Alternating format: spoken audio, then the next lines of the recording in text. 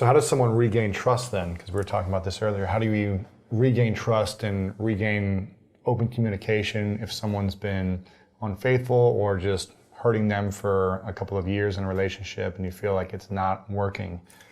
You know, it's interesting because you're asking me this, and yet you, as an amazing role model, have spoken about some of your own experiences of abuse. Mm-hmm. So you know this question. How do you let someone touch you, come near you, not feel like they're going to harm you? Understand the difference between caring touch and hurtful touch. Mm-hmm. Allowing yourself to experience pleasure again. Allowing yourself to surrender without thinking that while you're not on guard, nothing bad is going to happen. Really challenging. Right. Okay. But it's that same trajectory, right? It's like you begin to, first of all, well, in this case, you're child versus adult, but you hope that it's not because one person hurt you that you lose your faith in humanity. You hope that you know that there are people who are not harmful, that they really are good people that care and love. You probably trust with your eyes more open. It doesn't have the same naivete. And it depends. If you're asking me, how do I trust you again after you have cheated on me? Or how do I trust another people again? I think it's two different stories. What about the person you're in a relationship with? Look, it depends as well. Because it's hard to let go of stuff in the past, right? So it depends how long is the past. Yeah. If you and I have been together for 2 years, and this just happened, it's a different story than if you and I have been together for the past 20 years. And we have a family, and we have built a life, and we have buried parents, and we have birthed children, and we have built homes, and we have created jobs, and we have a whole life together. And in the midst of this experience happened. And you, my woman, or my partner, male or female partner, went out. And then you kind of want to know, how did this happen? What happened to us? Where were we at? You know, is this related to the relationship? I think the big distinction for me is to figure out what betrayals take place because the relationship had disintegrated in some way or degraded, and which ones have nothing to do with the relationship. Yeah? People who have been sick, people who are unemployed, people who have lost their sense of confidence, or people who have made a lot of money suddenly, the other way around. Yeah. People who suddenly feel like they deserve something. Because in a way, when you allow yourself this experience, it's because you feel you deserve it. You justify it to yourself. You come up with good explanations for why you, of all people, can do this. Right. I need to understand what you were thinking about me while this was going on. Did you even think about me? Did you think what this would do to me or to our kids, if we have kids? Did you feel guilty about it?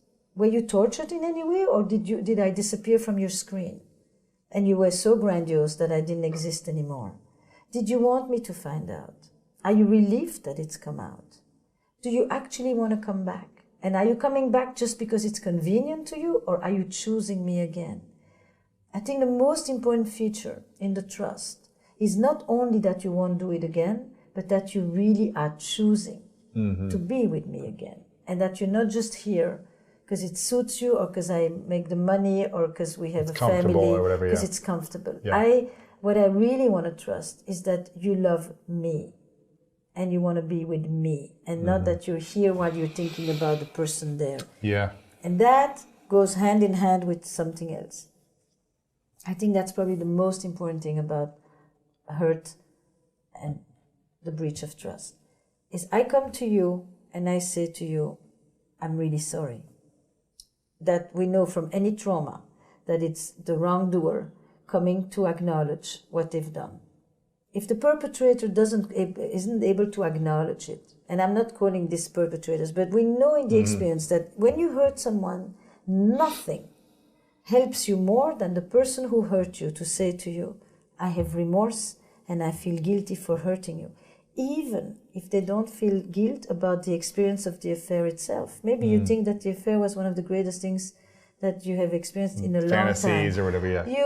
You've been a mother and a wife for the last 7 years and you haven't had a minute to think about yourself and you felt like you had completely died inside, and for the first time you reconnect with your own sensuality and your aliveness, and you remember that you're more than just a mother and just a wife, for example. So you may think this was really important to me, but nevertheless, what it meant to you and what it does to your partner are two different things. Right. So my acknowledging that remorse and that guilt is essential. It's the first step. First step. Yeah. And that is very different from feeling shame. Because when I feel shame, and I feel so bad about myself, I can't believe I did this, it's more self-involvement. Right. It's more about it's like, me. You know. Make it about me so you can say it's okay or whatever, yeah. Yes, I feel so bad about myself that I can't feel bad for what I did to you. Right. Right? So I have no empathy. I still have not in the empathy. Yes. It's like you need to be able to feel bad for making the other person feel bad. Right. And that means that you can't be so bad about you because then it's all about you. Big difference between shame and guilt. Mm-hmm. Okay? Guilt is a relational responsibility. Guilt is an accountability to the other.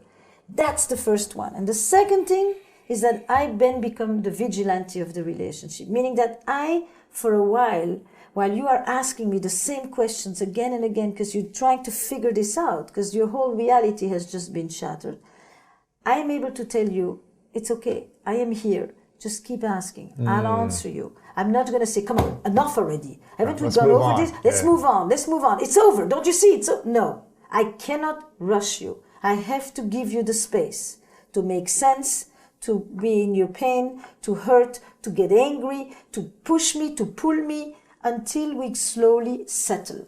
And there is a period like that of that acute crisis that you just can't push. You have to go through it because it is in the nature of the beast. It's a process. It's a process. No one's going to rationalize it right away and move on. It might take some time. Some people it takes years probably that you've been working with, where it takes years for them to fully trust again, right?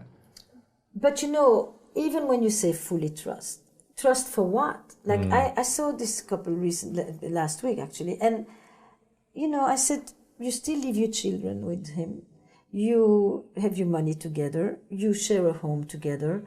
While your mother was in the hospital in the last year, he continued to come see her every week. He still is paying for your alcoholic brother. You trust him for a lot of things. Mm-hmm. It's not one big categorical. You don't trust that he really has finished his story with this woman because you actually know that he fell in love with this woman. And you're right not to trust him. You are right because he doesn't trust himself yet. He is going to take some time to come back. And this is a very ambiguous period for the two of you, where it's very, very shaky. Because you want him back, but you know he's not fully back, and he wants to come back, but he knows he's not fully there. But you trust him for many other things. Right. And you need to remember that too. And it'll take a few months. It'll take a few months because he has made a decision. He wants to come back. He believes in what you've built together. But yes, for a moment, he was ready to go. Wow.